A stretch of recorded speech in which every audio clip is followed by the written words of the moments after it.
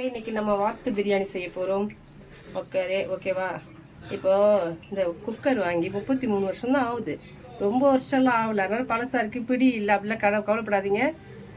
எண்ணெய் ஊற்றியாச்சு. 2 ஏலை, ஒரே ஒரு மராத்தி முக்கு. நிறைய ஐட்டம் போட மாட்டேன், ஏன்னா பிரியாணி பவுட்ரு செஞ்சு வச்சுருக்கனால அதுலேயே நான் எல்லாம் போட்டுருவேன். அந்த பவுட்ரு லாஸ்ட்டாக போடுவோன்னு. வெங்காயம் போட்டுருவோம். 1.5 கிலோ அரிசி, 2 கிலோ கறி. ஓகேங்களா? அதுக்கு 400 கிராம் வெங்காயம் வச்சு ஒரு புளி அல்னா 1 கிலோ அரிசி கறிக்கு. ஓகேங்களா? நம்ம 2 கிலோ போடுறோம் இல்லையா? கறியில் கொஞ்சம் போட்டிருப்பேன். பக்கத்து குக்கரில் ஒரு 2 விசில் கறி வேக வச்சுருக்கேன். வேக வச்சுட்டு அதுக்கு பிறகு அதுலேயும் கொஞ்சம் போட்டிருக்கனால தக்காளியில் கொஞ்சம் ஒரு 7-8 பச்சை மிளகாய். இந்த அளவுக்கு வதங்கினா போதும். வதங்கின பிறகு இஞ்சி பூண்டு பேஸ்ட்டு போட்டுருவோம். கொஞ்சம் அதிகமாகவே போடுவோம், ஏன்னா வாத்துக்கு வச்சு வாசனை இருக்கும். கொஞ்சம் வதங்கினோடனே புதினா கொத்தமல்லி இந்த அளவுக்கு வதங்கினா போதும். இப்போ தக்காளி போட்டுருவோம். அதுக்கு பிறகு தக்காளி உப்பு வச்சுருக்கேன்னு சொன்னால அது வீடியோவில் காட்ட வந்துட்டு. இப்போ சின்ன வெங்காயத்தை கொஞ்சம் இடித்து வச்சுக்கிடுவோம். ஓகேங்களா? இது பிரியாணிக்கு டேஸ்ட் கொடுக்கும். நல்லா கிண்டிடுவோம். வெறும் மிளகாத்தூள் போட்டுருவோம்.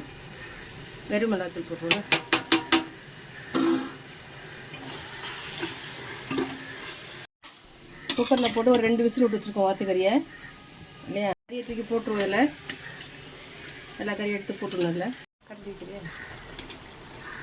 தயிர் ஊற்றிடுவோம் தேவையான அளவுக்கு. ஒரு 200 மில்லி ஊற்றினா போதும் தயிர். கறி வேக வச்ச தண்ணியோட 5 கிளாஸ் தண்ணிக்கு 10 கிளாஸ் தண்ணி வச்சாச்சு. ஓகேங்களா? அவ்வளோ தண்ணியை ஊற்றி கொதிக்க வச்சுருக்கோம். நம்ம வீட்டில் அரைச்சி வச்சுருக்க பிரியாணி மசாலா பொடி. கறி வதக்கும் போதே போடணும், மறந்துட்டேன். இப்போ போடலாம், ஒன்றும் இல்லை. வறுத்து அரைச்ச பொடி தானே, ஒன்றும் பிரச்சனை இல்லை. போதும், 2 ஸ்பூன் போட்டால் போதும். மக்கள் நல்லா கொதிச்ச உடனே அரிசி போடணும். அரிசி போடுறத வீடியோ எடுக்க மறந்துட்டேன். ஏதோ ஒரு வயசான காலத்து அவசர இதில் போட்டுட்டேன், மன்னிச்சிருங்க மக்களே. அரிசியை போட்டாச்சு. அரிசியை போட்டு கொதிக்க விடுவோம். சரியா? இந்த டைமில் உப்பு காரம் எல்லாம் பார்த்துக்கோங்க, எது கம்மியாக இருக்கோ சேர்த்துக்கலாம். ஓகேங்களா? தண்ணியெல்லாம் எடுத்துகிட்டு இந்த லெவலுக்கு வந்த உடனே கொஞ்சம் லெமனில் லைட்டாக கேசரி பவுட்ரு. ஓகேங்களா? அங்கே கொஞ்சம், இங்கே கொஞ்சம், இப்படி கொஞ்சம் ஊற்றிட்டு ஒரே ஒரு கிண்டு அப்படி கிண்டிட்டு ஓகேங்களா? அப்படியே தம் போட்டுருவோம். கேஸ் வெளியே போகாமல் இருக்கிறதுக்காண்டி மைதா மாவை தட்டில் சுற்றி போட்டுட்டு அந்த தட்டத்துக்கு அப்படியே கவுத்து விட்டுருவோம். ஓகேங்களா? வெளியே ஆவி போகாது. ஒரு 20 நிமிஷம் தம் போட்டு எடுத்துருவோம்.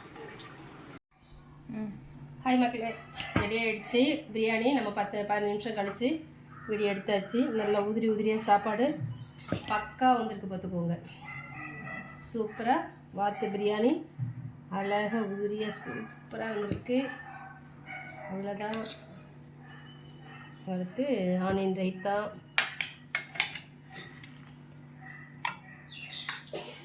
அதில் வாத்து முட்டை வந்துச்சு பார்த்துக்கோங்க.